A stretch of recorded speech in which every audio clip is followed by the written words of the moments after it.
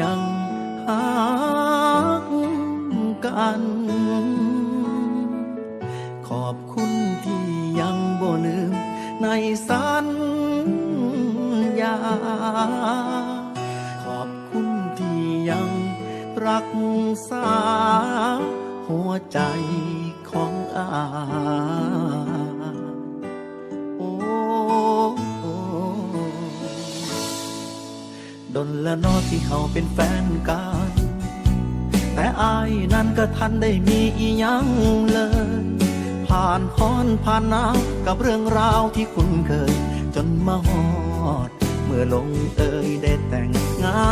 นกัน